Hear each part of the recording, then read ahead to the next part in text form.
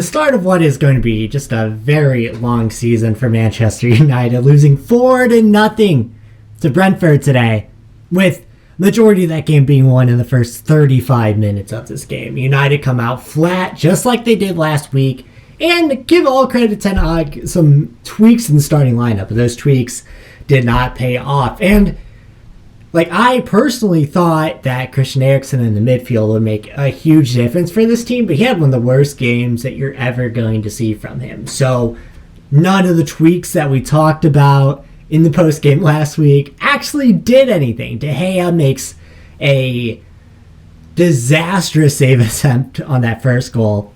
The second goal is caused from De Gea having bad distribution and just giving the ball pretty much straight away. Second goal comes in. Somewhere Dean Henderson's just laughing in a dark room in Sheffield.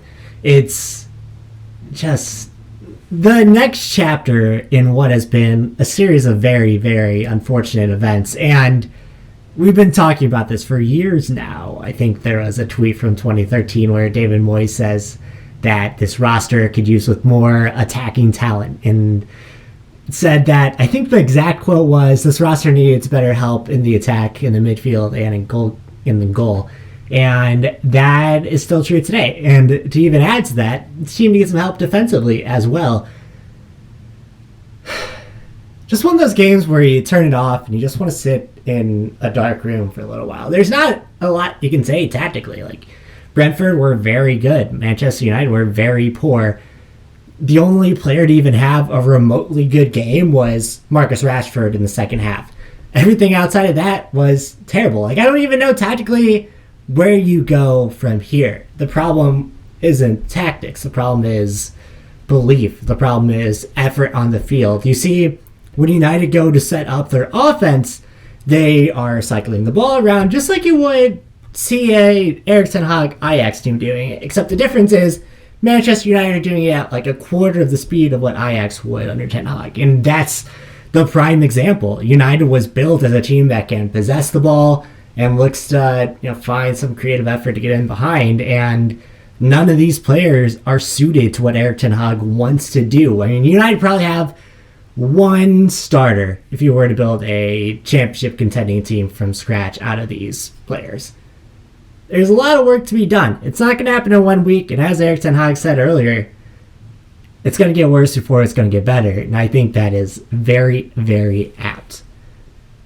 And, you talk about a low amount of patience from Manchester United fans, especially those in Manchester.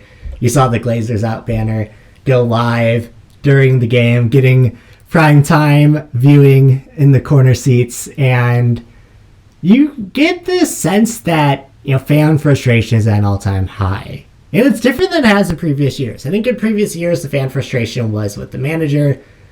Obviously Ole got some leeway, but before that it's always been the manager that they want change first.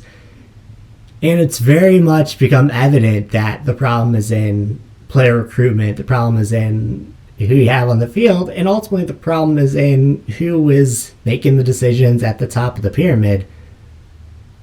And that's where you get this fan frustration that's going to lead to an empty stadium against Liverpool. That's the goal anyway, right?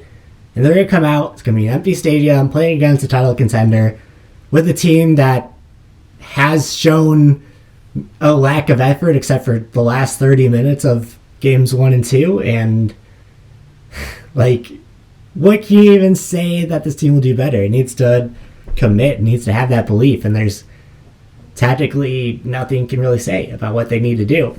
Obviously, the big thing would be, especially in the system, you need David De Gea to be more comfortable with the ball at his feet. You need him to be making better decisions, but it doesn't look like he's going to be doing that. And United don't have defenders that can play the ball. Harry Maguire had multiple disasters at the back to the point where he was getting jeered every time he had the ball and was getting pressured a little bit. To run this system, to run this game, they need somebody who can, have composure. When Varane came in the second half, it makes you wonder why he wasn't starting ahead of Maguire, or even ahead of Lisandro Martinez, who had a rough game as well, and he was one of the bright spots in game 1. And like Victor Lindelof, I know he has a little bit of a nick right now, but when he comes back, like he should be someone he's playing.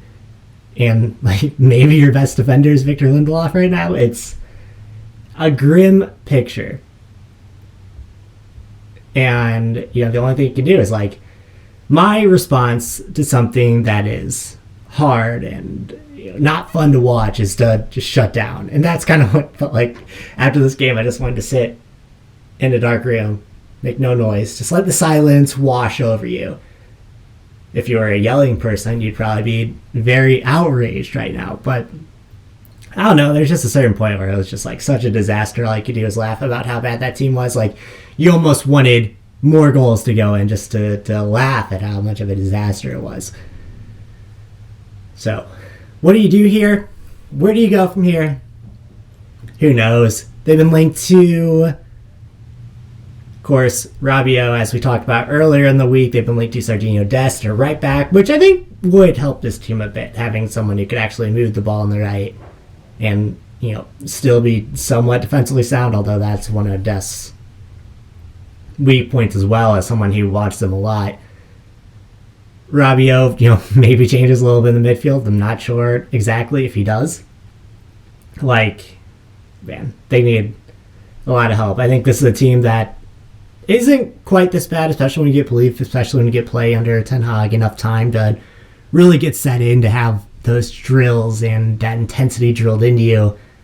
But it's going to be an ugly first half of the season, that's for sure. Once you get to the secondary transfer window, maybe some changes come then, but I don't think there's going to be a lot of transfers coming in. So we'll see. I think you're kind of stuck here for a while in this kind of mid-ground of being a terrible team, but probably not being...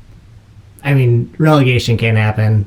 This team's far too good for that, but you also can't be giving everyone around you, the first 4 games of the season without picking up points. And, like, I already saw tweets about should Ten Hag be worried about his job after 2 games. And that's definitely not something that should happen, but, like, you definitely hope that the board doesn't have such a short leash that they're ready to yank a guy who is a generationally good coach after 4 games with this disaster of a roster that you've given him. Anyway, that's my vent for the day. I hope you have some comments as well. Let me know what you thought of this game. Let me know if you think that this team can turn it around with the players they have now or the players they've been linked to. I'm not super positive about it. We're all just along for the ride.